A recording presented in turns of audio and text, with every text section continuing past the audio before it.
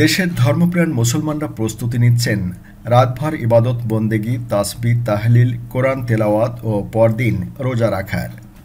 ঘরে ঘরে হালুয়া, রুটি, গোশত, পায়েস, শিরনি, ফিরনি, মিষ্টান্নসহ উপদেয় খাদ্য খাবার তৈরির জন্য গৃহিণীরা ব্যস্ত।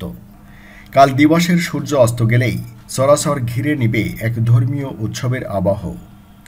মসজিদগুলো ভরে উঠবে, ইমাম সাহেবরা বয়ান করবেন, মুসল্লিরা নামাজ আদায় করবেন, আত্মীয় স্বজনরা পরস্পরের বাসা বাড়িতে ঘুরবেন, পাড়ায় পাড়ায় আনন্দধারা বইবে।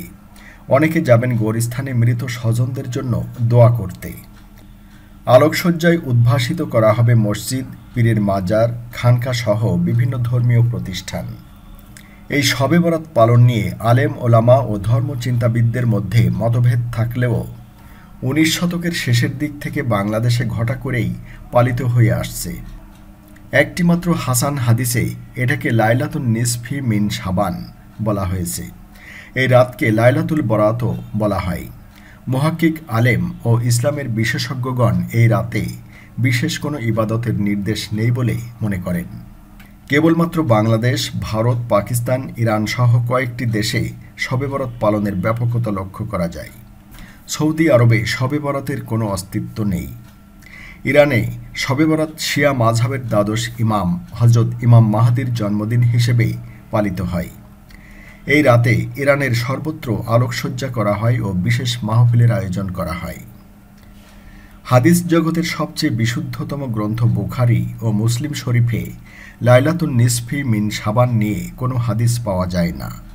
তবে সিয়াসিত্তার অন্যান্য গ্রন্থে এ সম্পর্কে একাধিক হাদিস পাওয়া যায়। যেমন ইবনে মাজাহার 1388 নম্বর হাদিসে উল্লেখ করা হয়েছে, রাসূল সাল্লাল্লাহু আলাইহি ওয়াসাল্লাম বলেছেন, যখন মধ্য শাবানের রজনী আসে তখন তোমরা রাতে দণ্ডায়মান থাকো এবং দিবসে সিয়াম পালন করো, কারণ ওই দিন সূর্যাস্তের পর মহান আল্লাহ দুনিয়ার আকাশে অবতরণ করেন এবং বলেন, কোনো ক্ষমা প্রার্থনাকারী আছে কি? আমি তাকে ক্ষমা করে দেব। কোনো রিজিক তালাশকারী আছে কি? আমি তাকে রিজিক প্রদান করব। কোনো দুর্দশাগ্রস্ত ব্যক্তি আছে কি? আমি তাকে মুক্ত করব। এভাবে সুবহে সাদিক উদয় পর্যন্ত চলতে থাকে। হাদিসের ইমামদের মত অনুযায়ী এই হাদিস অত্যন্ত দুর্বল। কিন্তু বুখারী ও মুসলিম শরীফে এসেছে, রাসূলুল্লাহ সাল্লাল্লাহু আলাইহি ওয়াসাল্লাম বলেছেন, আমাদের প্রতিপালক প্রতি রাতের শেষ 1/3 বাকি থাকতে দুনিয়ার আকাশে অবতরণ করে বলেন, আমাকে ডাকার কেউ আছে কি? আমি তার ডাকে সাড়া দেব। আমার কাছে চাওয়ার কেউ আছে কি? আমি তাকে তা প্রদান করব। আমার কাছে ক্ষমা চাওয়ার কেউ আছে কি? আমি তাকে ক্ষমা করব। বুখারী ও মুসলিমের এই সহিহ হাদিস দ্বারা বোঝা যাচ্ছে যে মুমিনের প্রতি রাতই ফজিলতপূর্ণ। অনুরূপভাবে সিয়াসিত্তার অন্যতম হাদিস গ্রন্থ তিরমিজি শরীফে উল্লেখ রয়েছে, হযরত আয়েশা সিদ্দিকা রাদিয়াল্লাহু তাআলা আনহা থেকে বর্ণিত, তিনি বলেন, এক রাতে আমি রাসূলুল্লাহ সাল্লাল্লাহু আলাইহি ওয়াসাল্লামকে খুঁজে পেলাম না। তখন বের হয়ে দেখি তিনি জান্নাতুল বাকিতে আকাশের দিকে মাথা উঁচু করে রয়েছেন। তিনি বললেন, তুমি কি আশঙ্কা করছিলে যে আল্লাহ ও তার রাসূল তোমার উপর অবিচার করবেন? হে আল্লাহর রাসূল সাল্লাল্লাহু আলাইহি ওয়াসাল্লাম, আমি ধারণা করেছিলাম যে আপনি আপনার অন্য কোনো স্ত্রীর নিকট গমন করেছেন। অতঃপর তিনি বলেন, নিশ্চয়ই মহিমান্বিত পরাক্রান্ত আল্লাহ মধ্য শাবানের রাতে দুনিয়ার আকাশে অবতরণ করেন। অতঃপর তিনি কালব গোত্রের মেষপালের পশমের অধিক সংখ্যককে ক্ষমা করেন। ইমাম বুখারী রাদিয়াল্লাহু তাআলা আনহু ওই হাদিসটিকে দুর্বল বলে আখ্যায়িত করেছেন। এ রাতের বিষয়ে 4 ইমামের ভিন্ন ভিন্ন মত পাওয়া যায়। ইমাম মালিক রহমতুল্লাহ আলাইহি ও তার অনুসারী ফকিহ ও ইমামগণ ওই রাতে বিশেষ ইবাদত পালন করতে নিষেধ করেছেন। ইমাম শাফেঈ রহমতুল্লাহ আলাইহি এর মতে এ রাতে ব্যক্তিগতভাবে একাকী নিজ গৃহের মধ্যে ইবাদত ও দোয়া মোনাজাতে থাকা মুস্তাহাব। ইমাম আবু হানিফা রহমতুল্লাহ আলাইহি ও ইমাম আহমদ রহমতুল্লাহ আলাইহি এ বিষয়ে কোনো সুস্পষ্ট মত ব্যক্ত করেননি। কিভাবে এলো শবে বরাত? ইতিহাস ঘেঁটে দেখা যায়, শবে বরাত বলে 400 হিজরির আগে কিছু ছিল না। রাসূলুল্লাহ সাল্লাল্লাহু আলাইহি ওয়াসাল্লাম এর দীর্ঘ 23 বছরের নবুয়তি জীবনে এমনকি সাহাবীদের যুগেও এই ধরনের কোনো দিবস পালনের কথা ইসলামের ইতিহাসে নেই। শবে বরাত সর্বপ্রথম চালু হয়েছিল 448 হিজরিতে বায়তুল মুকাদ্দাসে অর্থাৎ মসজিদুল আকসায়। তৎকালে সেখানকার ইমামগণ বাদশার কাছে নিজেদের জনপ্রিয়তা প্রমাণ করার জন্য শাবানের রাতে মসজিদে উপস্থিত লোকদের মাঝে বহু ফজিলতের ওয়াজ ও নামাজের অশেষ নেকি পাওয়ার বানোয়াট বিবরণ পেশ করতেন। যে ইমাম শবে বরাতের যত বেশি বানোয়াট ওয়াজ ও তাফসির করতে পারতেন সে মসজিদে তত বেশি লোক জমা হতো।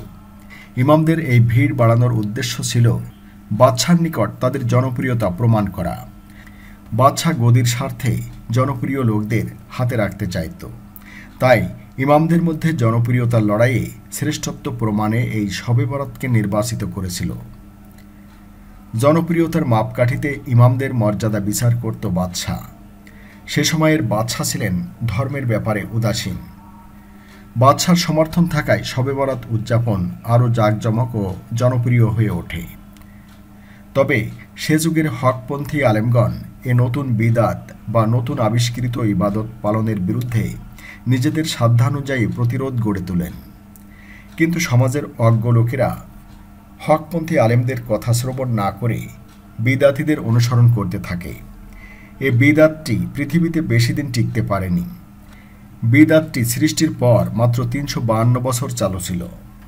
জনপ্রিয়তা পাবার পরও একসময় তা জেরুজালেম, সিরিয়া, মিশর, ইরাক সহ প্রায় সকল দেশেই আবার বন্ধ হয়ে যায়।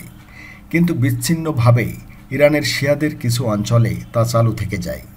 সেই সময় ভারতবর্ষে মুসলমানদের সংখ্যা বাড়ছিল। ভারতের কিছু নও-মুসলিম ইরানে বিস্তার লাভ করা এই শবে বরাত ভারতেও প্রচলন করল। এই নও-মুসলিমরা পূর্বে ছিল হিন্দু। তারা হিন্দুদের দীপালি পূজার মতো শবে বরাতের রাতে মোমবাতি, আগরবাতি ইত্যাদি জ্বালাত। তারপর তা ধীরে ধীরে ভারতবর্ষের সর্বত্র ছড়িয়ে পড়ে। তারা সালাতুর রাগায়েব নামে চালু করে একটি নামাজ। এই নামাজ 100 রাকাত। এটাই শবে বরাতের নামাজ বলে খ্যাত। বাংলাদেশে হালুয়া রুটির প্রচলন যেভাবে, শবে বরাতের অন্যতম অনুষঙ্গ হালুয়া রুটি। ইতিহাসবিদ অধ্যাপক মুনতাসির মামুন তার গবেষণায় জানাচ্ছেন, 1900 শতকের শেষের দিকে ঢাকার নবাবরা বেশ ঘটা করেই শবে বরাত পালন করতেন। সে সময়ে ঢাকার নবাবরা শবে বরাতের আলোকসজ্জা করতেন, এরপর পাশাপাশি মিষ্টি বিতরণ করতেন। সে সময়ে যেহেতু মিষ্টির দোকান খুব একটা প্রচলিত ছিল না, সেজন্য মিষ্টি জাতীয় খাদ্য বানানোর উপাদান দিয়ে বাড়িতে হালুয়া তৈরির প্রচলন শুরু হয়। ধীরে ধীরে এর বিস্তার ঘটতে থাকে। মূলত সে সময়ে হিন্দুদের আধিপত্য থাকার কারণে সেটিকে মোকাবেলার জন্য ঢাকার নবাবরা শবে বরাত খুব ঘটা করে আয়োজন করতেন। সেই সিলসিলা এখনও চলছে।